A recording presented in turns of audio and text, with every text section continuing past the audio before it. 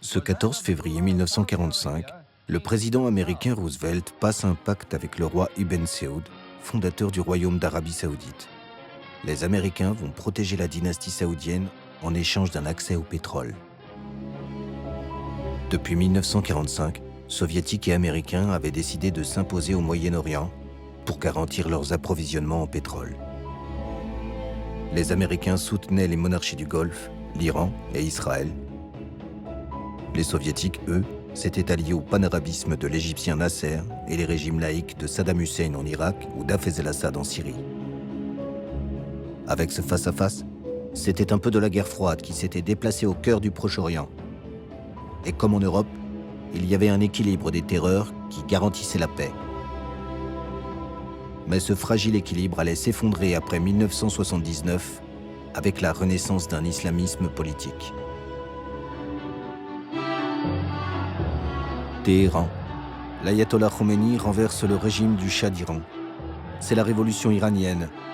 Le 11 février 1979, les chancelleries occidentales regardent incrédules la naissance d'une république islamique. Quelques mois plus tard, le 20 novembre, à la Mecque, des djihadistes prennent en otage des pèlerins autour de la Kaaba. Ils reprochent aux Saoudiens de laisser l'islam s'occidentaliser et plaident pour une interprétation plus rigoriste des textes. Après cet événement, les Saoudiens soutiendront la branche wahhabite et faciliteront l'extension d'un islamisme politique au Proche et Moyen-Orient. On ignore alors que ce face-à-face entre islam et Occident va être au cœur des relations internationales pour les 50 ans à venir. Après cette année 1979, on assiste à une montée continue de l'islam politique. En 1980, ce sont des djihadistes aidés par la CIA qui s'opposent à l'invasion soviétique en Afghanistan. Ce sont des fondamentalistes qui assassineront Anwar el-Sadat en Égypte. Sa mort sera fêtée dans les rues de Damas ou Tripoli. Au milieu des années 80, le Liban sera déstabilisé par le Hezbollah libanais, bras armé des Iraniens, qui multipliera enlèvements et attentats. Plus près de nous, en 1990, le Front islamique du salut remporte les élections en Algérie. La déliquescence des États arabes, leur corruption, ont alimenté des oppositions protéiformes. Sur les décombres de l'État irakien, une force émerge.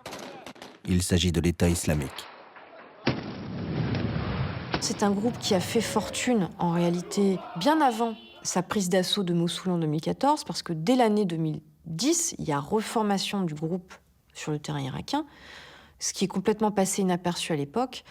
Et après le retrait américain, à partir de 2012, l'État islamique, les djihadistes ont fait leur retour déjà dans les villes irakiennes, négociant un certain nombre d'accords avec les élites locales, les dignitaires, les tribus, les religieux, pour prendre le pouvoir.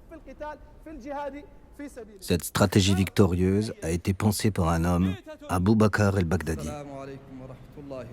C'est lui qui dirige ce mouvement qui se répand tel une pieuvre sur les provinces irakiennes et syriennes. Il veut revenir à l'époque triomphante du monde arabe, celui qui défiait l'Occident chrétien. Il est le calife et décide de restaurer le califat le 29 juin 2014. Il se rêve en chef de tous les musulmans du monde.